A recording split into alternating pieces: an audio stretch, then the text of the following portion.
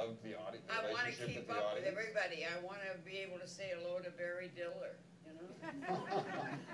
Nobody gets that. That's because Barry Diller is one of the richest men in the world, and every time I see him, I get weak-kneed. I can't even stand up. I mean, it isn't like I'm attracted, and I'm, you know, I want to run away to and get lost with him or anything like that. But I wouldn't mind with the money he's got. I'll tell you something. He's a nice man. He's a good man. And he's got all this money, and he lives at the Carlisle. And I go through the, you know, the lobby and say hello, Barry, and I feel like $9 million bucks. I love it. I love being accepted with all the swells. And I don't know where I belong. I mean, I come from money, and it's okay. I'm all right. My family, all that, that's fine. But it doesn't make any difference what I got or what anybody else got. I just know that I know what I'm doing with the profession that I've chosen. I know what I'm doing, and I'm so happy, and I'm not afraid, and I'm doing my work every single day of my life in whatever, if it's a reading down in the village, if it's a one-act play here, I don't care how little it is, how big it is, as long as I'm entertaining, and as long as I'm making people happy, I'm just thrilled to death. Thrilled. Well, that's something I think we all know and love about you, and yet you're talking about maybe easing up now. When you're talking about I'll ease up, yeah. I'll ease up a little. I'm exhausted. Well, I've been doing all this thing that I'm telling you for so long, and I tell you to wake up in the morning and say, I'm just thrilled. You know, and I'm happy for everybody that's ever helped me, and I feel good about myself. But I'll tell you, I don't want to do it every day. I don't want to have an obligation, you know. And matinee days, this is insane. Insane. But, you know, I'll do a matinee here and there if I have to. But I don't want to, and I want to kind of ease up a little. Ease up. Don't do it. 8 shows a week? Are you kidding? But it sounds like, watching the movie, I got such a sense of the warm relationship you have with Rob. You know, you guys have been working together for 10, 15 years now. Was that an immediate, was it professional love at first sight? How did you guys establish that kind of rapport where you can say, Rob, give me my line? And I don't know how old Rob is. I don't know how old I am. Yes, I do. Yes, I do. But I mean, I don't know what the rules are for this and the rules are for that. But I just, how can I say it? I don't know anybody that's any more attractive than Rob Bowman. I just don't. Because every layer you go under him, everything you scrape away, and everything you look clearer at is just perfection and sweetness and goodness and light. And it's just a pleasure to be around him. And my God, if he plays music for me, how can I thank him in any other way but just, you know, I'm crazy about him. I'm just crazy about him. And we just are good friends. We can't get over how close we are. How about that? That beats all of that. You know what I mean? Yeah.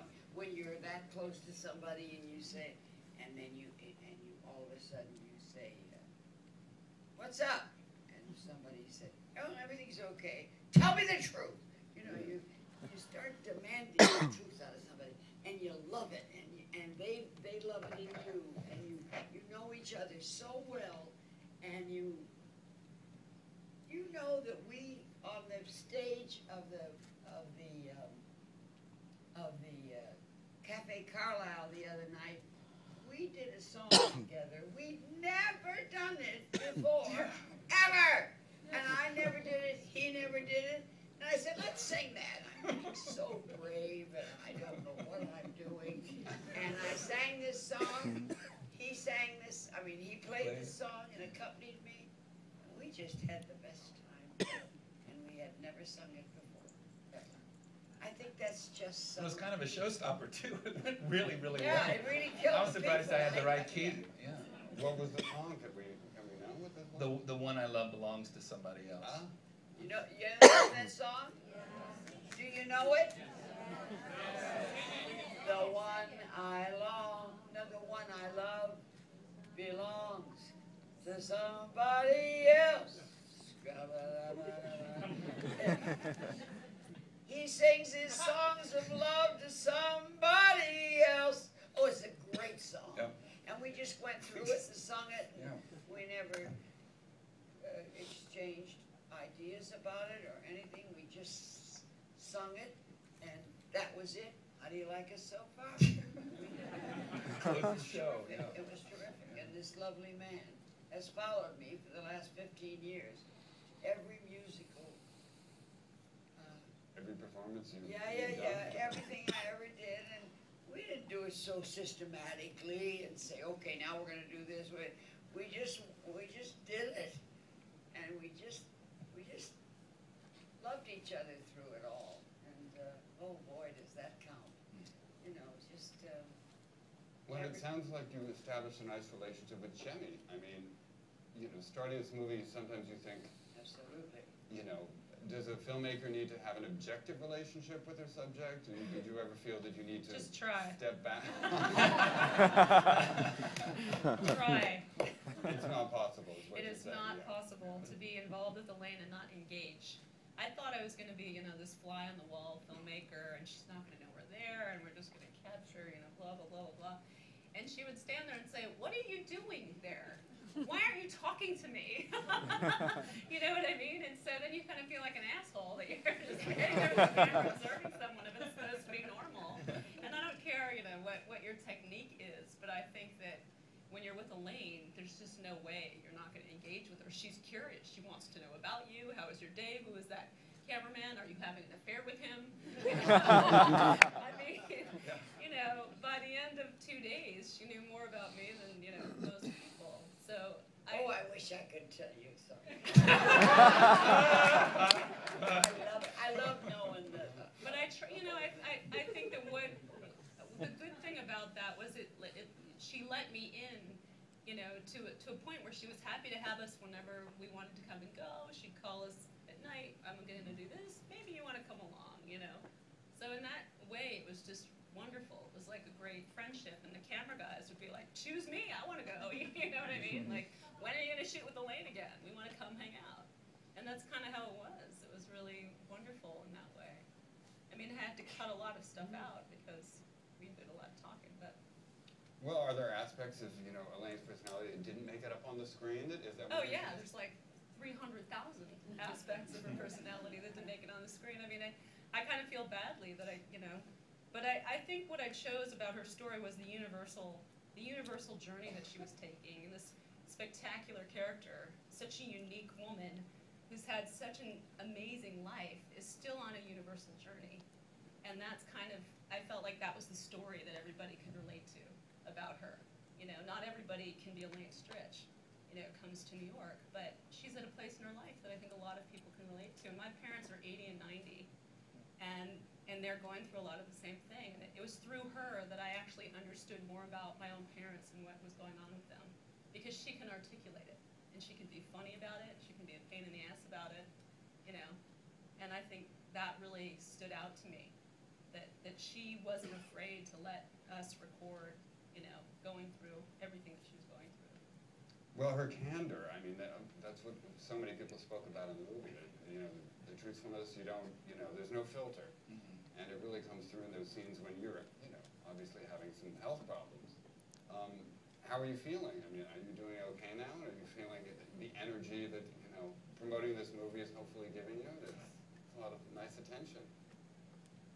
Do you feel good? I think our Lord,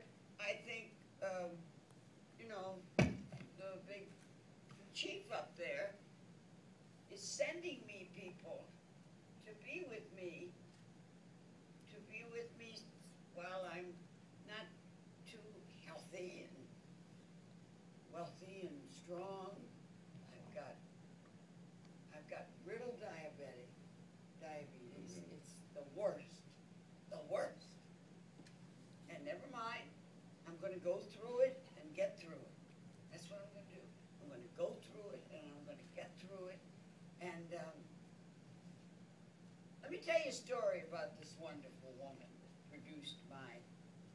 Thank God I got, no, but let me know,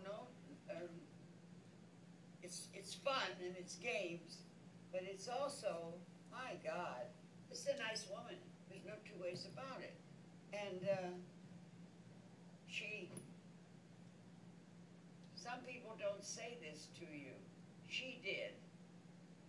I called her one night when I got scared of being alone because I just didn't want to be alone. I knew that I shouldn't be alone, and I knew that I shouldn't, I was supposed to be with somebody.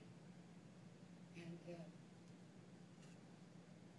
I asked her, I said, would you come and spend the night with me? I'm frightened. I don't know why, but I'm frightened. I don't feel good about being alone, and I need somebody to, and she says, I'm there. I don't know how many people do that in New York City. But I do think a lot of people do it in New York. And I think if they do it any place, I think